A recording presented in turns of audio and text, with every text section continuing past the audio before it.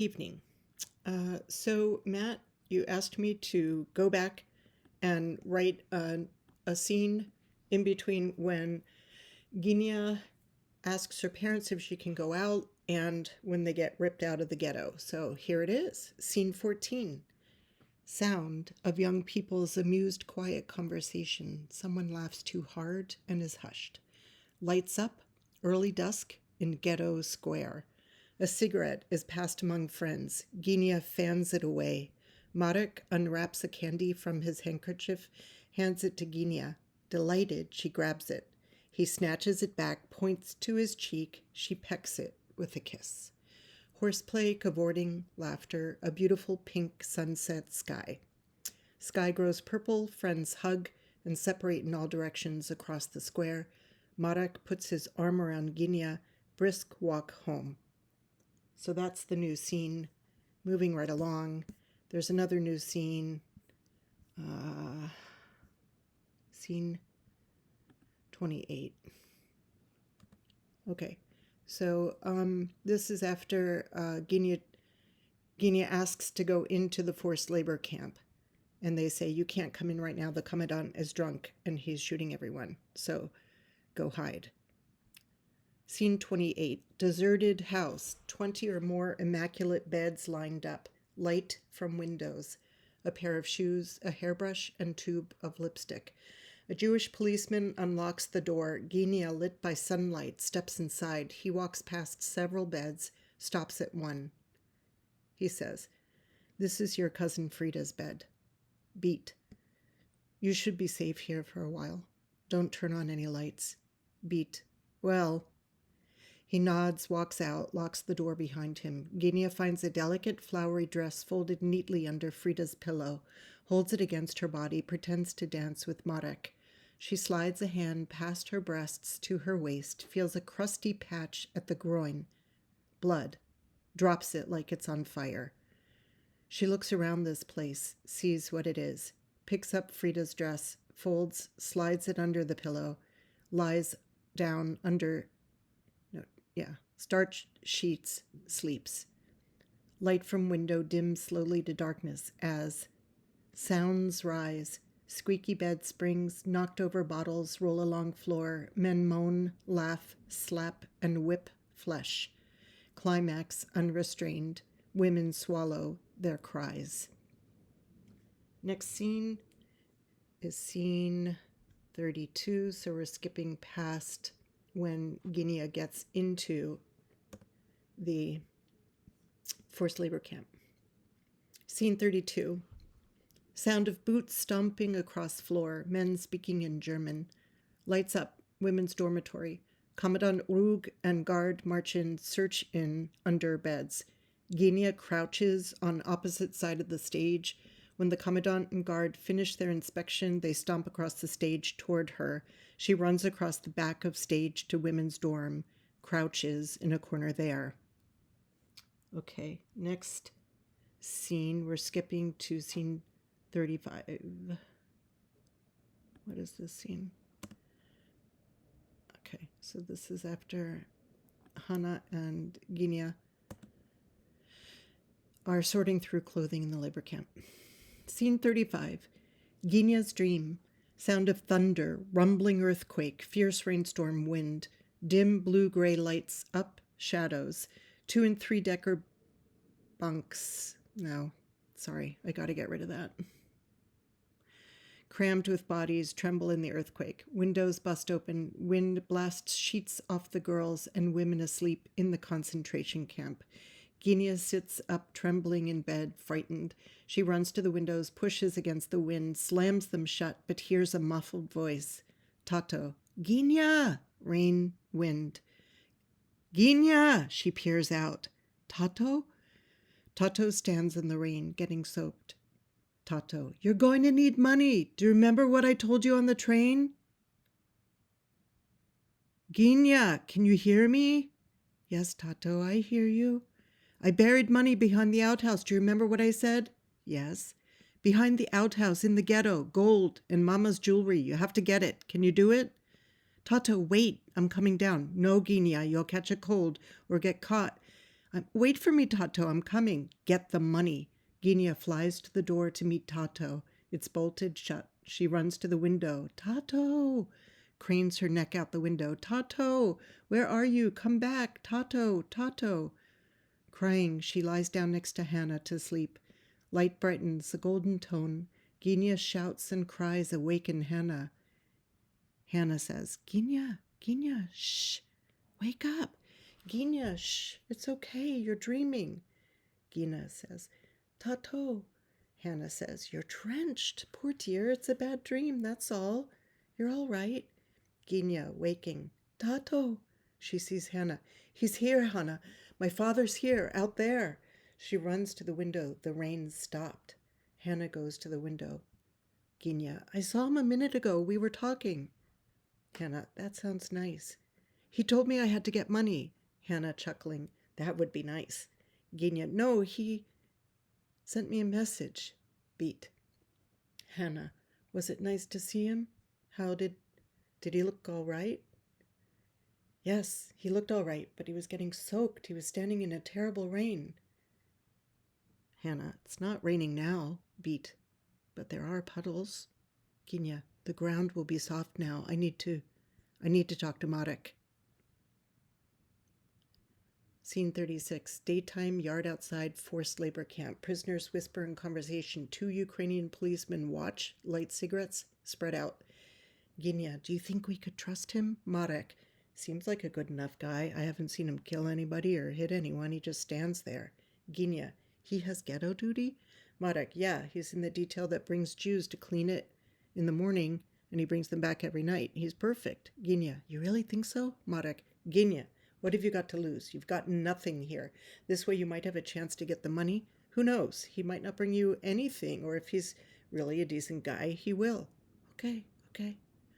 Ginia approaches Ukrainian policeman, whispers, Vibachta Batko, may I ask you a question? He nods. There's some money and jewelry buried in my backyard in the ghetto. Could you please go dig it up for me? His eyebrows rise. Whatever you find, we share. He thinks, nods. My father said it's buried behind the outhouse, 44 La Siena Street. He nods, turns away, takes a drag on his cigarette. Lights dim to dark. Scene 37. Lights up in a women's dormitory. They lie or sit on beds. Ukrainian policeman enters, nods Gina over. All the women watch. Here you are. Ginia. Oh, thank you, Patko, thank you. He hands her coins and jewelry, strides out. Young woman. What is that? Ginia. Some coins and jewelry. It was my parents'. She stuffs it in a sack. He went and got it for you? Yes, I asked him to. How do you know he didn't keep most of it? I don't know. I don't care. You took a big risk, Ginia. He brought me something. It's more than nothing. He could have turned you in. But he didn't. Not yet. Anyway, blackout. Scene 38. Later that night, owl hoots. Ginia, Marek, Hannah, and Chaim hide behind bushes in town. Marek sticks his head out, scans, listens. Go! Ginia scurries to the door of a house, knocks. Margojata opens the door, looks left, looks right, motions them in. All 4 run inside. Lights out. Lights rise in Margojata's house. Ginia hands her a coin. Margojata opens a closet door, lifts up a floorboard. They all climb down. Lights out. Margojata lights a candle, illuminates basement, a basket of onions and potatoes, 2 straw mattresses, a chair, a bucket behind a curtain nailed to a ceiling. A mouse skittles across the dirt floor. Margojata blows the candle out. Scene 39. Margojata's cellar. Candle is lit. Chaim eats and cuts 1 slice of apple at a time. Hannah sits on the bucket behind the curtain, back to audience. Chaim. That board is always loose. No matter what we do, I can't get it to not wobble. It's a dead giveaway. Marek. I agree, but maybe some glue? Thin slices of the same type of wood and glue? Chaim. We'd have to paint it. Then the paint wouldn't match. Marek. We could age it, dirty it a little. Chaim. Maybe. Sound of poop plopping in a slosh of bucket, tearing of newspaper. God, I could really go for my mother's chalent right now. Marek. Ach, my mother's chalent was to die for. Ginia. My mother was the best cook. Chalent, kishkas, gefilte fish, gessi pipek. Marek. Ugh, you're killing me, Ginia. Ginia. When we went to the dacha for the summer, the geese were right there. I mean, she wouldn't butcher them herself. The guy we rented the dacha from would, but oh my God, it was so fresh. It was amazing. Chaim, wow, I'm salivating. Ginya, every day we'd come home from school and she'd have baked cookies or cake, lemon poppy seed cake. Marek, my mother baked poppy seed cookies, lemon poppy seed. Ginya, chocolate cake. Chaim, now that was my mother's specialty. Actually, babka, chocolate babka, chana, cinnamon, Chaim, chocolate. Chana, in my home, cinnamon. My grandmother baked it. And challah, all of them say, my mother's challah, I miss challah. My grandmother did too. My mom, chana, golden, braided in a circle on Yontif. Everyone nods, yeses, stares off in childhood dreams for a nice minute. Ginya shudders. Did you feel that? I felt a chill. Marek, get under the covers. He tucks Ginya under a blanket. Quiet. Lies down next to her on top of blanket. They stare up the ceiling. Ice cream. Ginya, what? Marek, I miss Kutya. Ginya, who's she? Marek, she is the dessert, silly. Oh, Kutya, I thought you were talking about a girl. They giggle. Ginya, I don't like it. Marek, Kutya? Nah, too sweet. Marek, I like all of them. I'm not picky. Ginya, about sweets or girls? Marek, oh, I'm very picky about girls. Ginya, I am. Marek, picky about girls? Ginya, no, silly, about sweets. Why am I not surprised? They giggle. Banging knock on Margajata's door above. Everyone runs behind the curtain as Chaim blows out the candle. Sounds, boot stomp overhead, men bark orders, Margajata's voice, opening and slamming of doors, drawers. Scene crosses over to scene 40. Margajata's home. SS soldiers stand over her bed with a knife. He smirks. You think someone's hiding in there? Soldier 2. Don't laugh. I found people in feather beds before. You're kidding. SS Soldier 2 slices Margajata's feather bed open. Feathers fill the air. Margajata, I told you, there's no one here. I live by myself. The other soldier, oh, you shouldn't have told him that. Someone told us you're hiding Jews. I'm not. I wouldn't. Then why do you have so much food? So much soup for one person? 2 loaves of bread? I cook for my neighbor. He's old. He can't shop. Open that door. A soldier opens the door to the closet leading to the cellar. No one. Check the floorboards. He checks. Fine. They hit walls listening for hollow sounds, stomp on the floor, push aside pictures hanging on the wall with their rifles' noses. SS Soldier 2 grabs a loaf of bread. You won't mind if we take this? Margajata, please. Let's go. Soldier, good evening, Pana. See you soon. They exit, kicking up feathers. Margajata stands in the midst as they drift. Sound of a loon's long distance wail as lights fade to gray, black.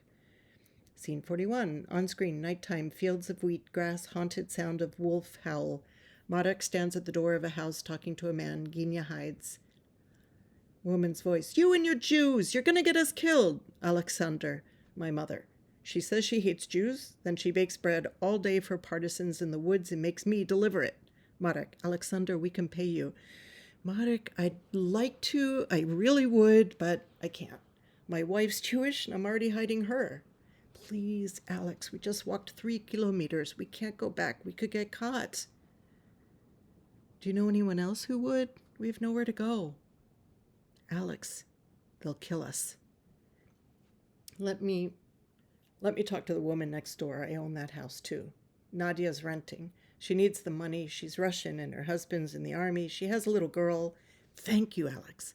I'll go ask her. She's been hiding a very nice lady for almost 2 years, Pani Melnik.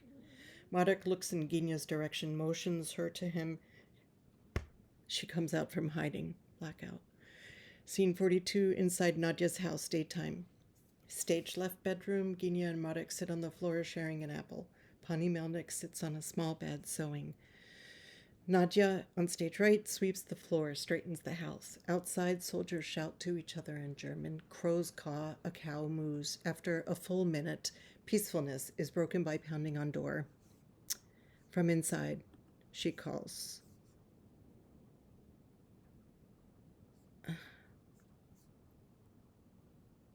Okay, I was just checking to make sure this is recording. Nadia. Yes? SS soldier. Open the door. She does. Yes? Some officers want to sleep here. They want a room in your house. Oh, I can't. Why not?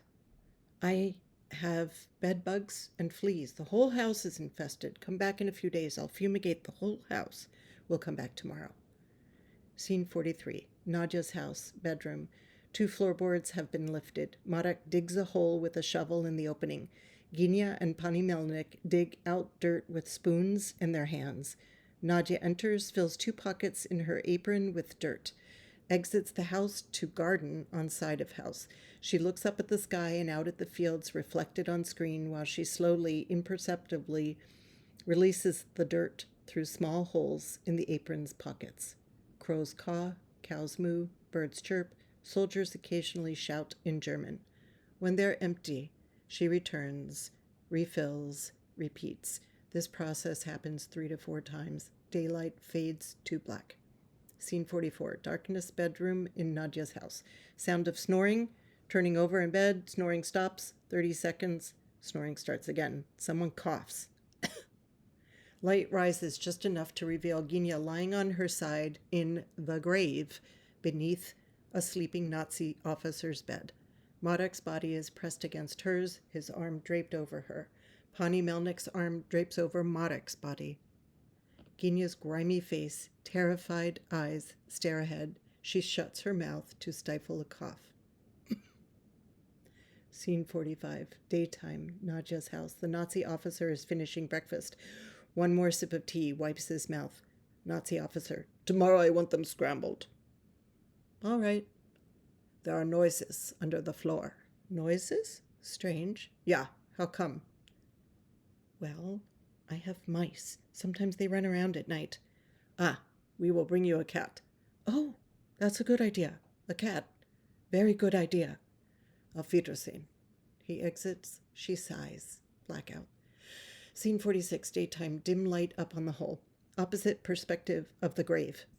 Pani Melnik's back is to audience.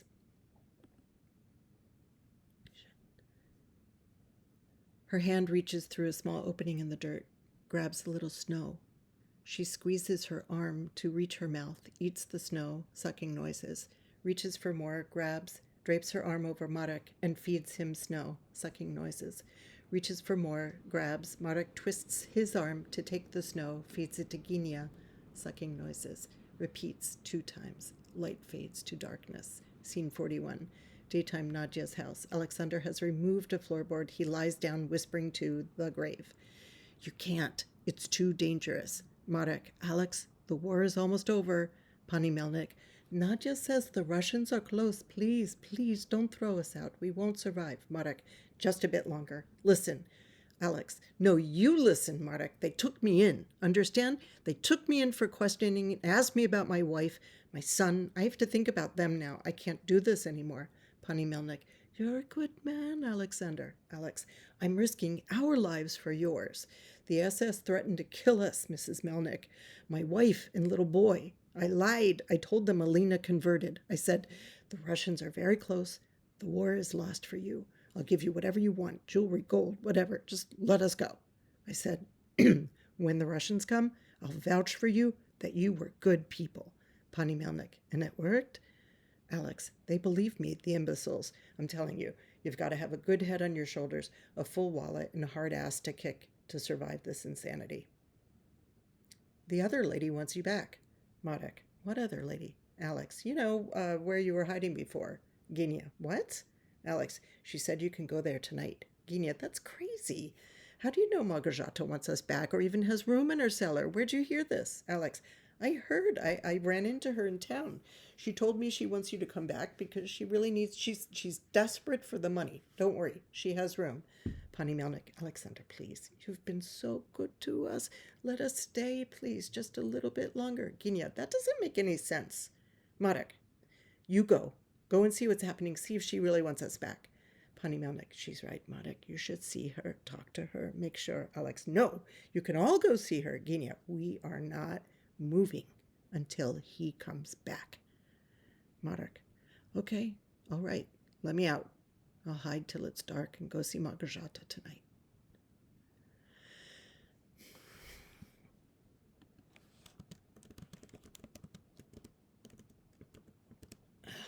Scene 48, daytime, Nadia's house. Nadia stands at the door talking. Alex, she's dead. Nadia, Marek told you? Alex, they killed everyone hiding in her cellar, then they killed her. How awful. So, let them stay. He's hiding behind the house now. I'll tell him when the coast is clear. They've been in that grave almost 6 weeks, eating nothing but dirty snow. Yep. Very tough people, the Jews.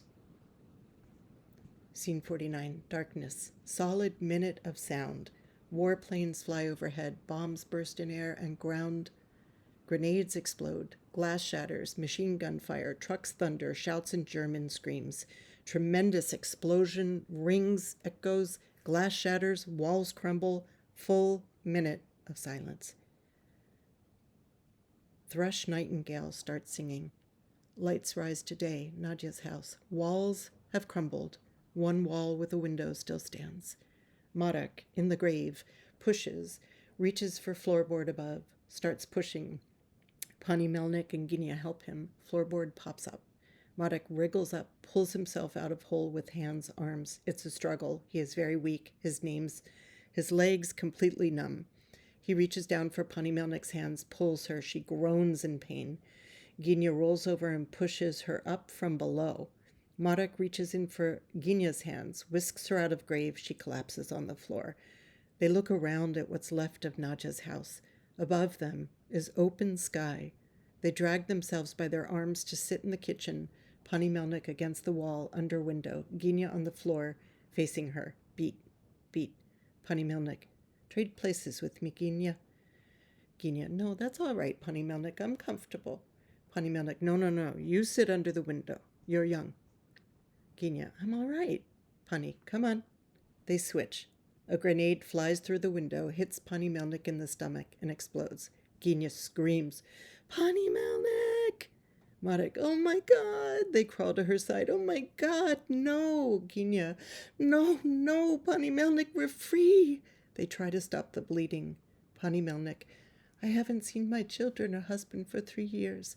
Living on fantasies, holding them again. Dreams kept me alive. All I ever wanted was to be a wife and mother, to cook for them again. Maybe someday they'd have babies of their own, me, a grandmother.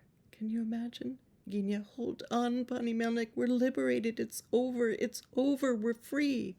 Mrs. Melnik, smell of a baby's hair, you know, that fresh smell. Oh, God, breathing it in, sunny days. Marek, shh, Pani Melnik, save your strength. Light rises, blinding flash. She dies. Blackout. And that's what we've got.